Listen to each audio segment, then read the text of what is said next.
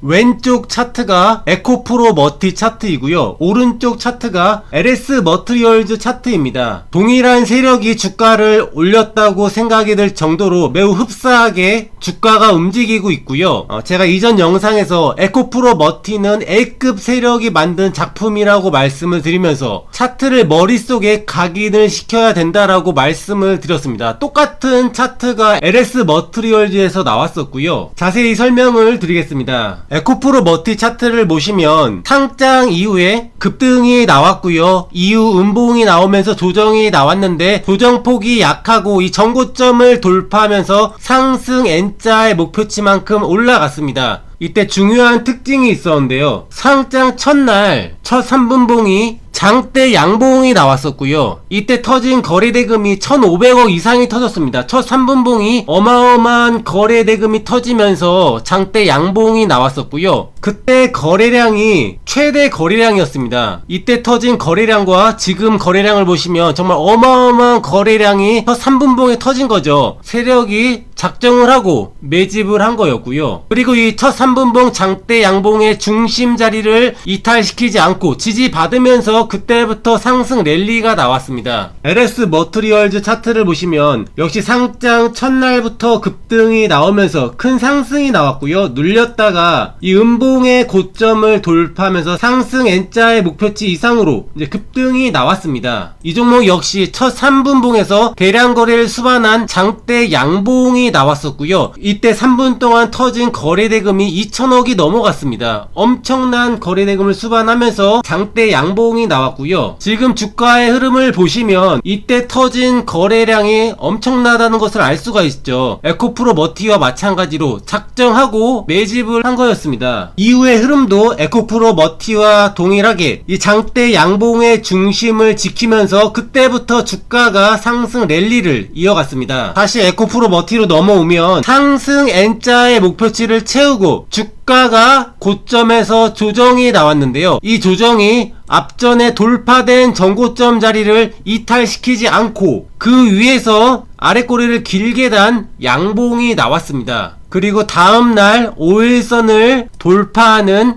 양봉이 나왔죠. LS 머트리얼즈 차트도 마찬가지로 상승 N자의 목표치 이상으로 올라간 이후에 조정이 나왔는데 이 돌파된 전고점 자리를 이탈시키지 않고 그 위에서 아랫꼬리가 긴 양봉 캔들이 나왔습니다. 같은 자리에서 지지가 나온 이후에 5일선을 돌파하는 양봉이 나왔죠. 여기까지 차트의 흐름이 똑같다는 것입니다. 이후에 에코프로 머티가 주가가 급등이 나왔죠. 그러면서 크게 이 상승 N자의 목표치를 채우는 흐름이 만들어졌습니다. 결론적으로 LS 머트리얼즈의 이 5일선을 돌파한 이 자리가 에코프로가 급등이 나오기 직전에 만들었던 이 5일선 돌파 자리와 똑같다라는 것이고요. 차트가 전부는 아니지만 주식을 좀 더 효율적으로 하기 위해서는 차트 공부를 해야 되는 이유입니다.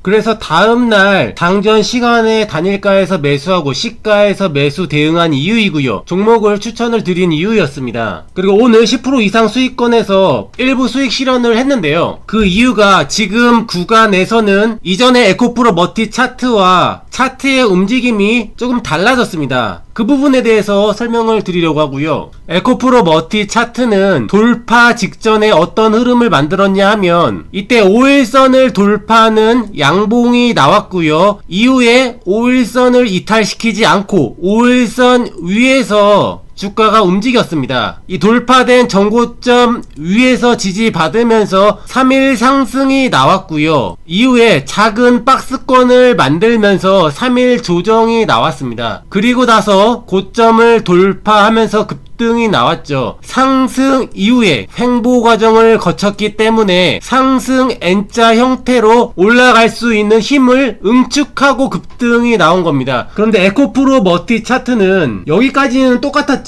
조정이 나왔는데 돌파된 전고점 자리 지지받으면서 올라왔고요. 5일선 돌파 양봉이 나왔습니다. 이후에 5일선을 지키면서 5일선을 이탈시키지 않으면서 올라왔고요. 그런데 조정받는 구간이 없습니다. 다이렉트로 상승이 나오고 있고요. 이것은 두 가지 관점으로 해석을 할 수가 있는데요. 강한 종목이기 때문에 조정이 안 나오는 걸 수도 있고요. 그렇지 않고 반대로 정고점 부근까지 거래 없이 올리고 있죠. 정고점 부근에서 따라붙는 수급들이 반드시 있기 때문에 그 세력들과 함께 거래를 터뜨리면서 물량을 정리를 할 수도 있는 것입니다. 조만간 변곡점이 나올 수 있는 자리라는 것이고요. 이 두산 로보틱스 차트를 보시면 이 5일선 위에서 조정 없이 연속 양봉으로 계속 올라옵니다. 이런 경우에 정고점을 보러 가는 경우가 굉장히 많이 있고요. 조정 없이 올라왔기 때문에 바로 돌파할 수도 있지만 장중에라도 고점 부근에서는 저항을 받는 경우가 많이 있고요. 근데 이 종목은 강한 종목이었기 때문에 이 고점에서 저항을 받았지만 결국은 돌파하면서 계속 시세가 나왔습니다. 근데 반면에 큐로셀이라는 종목을 보시면 역시 5일선 위에서 연속 양봉으로 계속 주가가 올라가죠. 이런 경우에 정고점을 보러 가는 경우가 많이 있고요. 이후에 계속 양봉이 나오면서 정고점을 장중에 돌파하는 흐름이 만들어졌습니다. 역시 연속적으로 조정 없이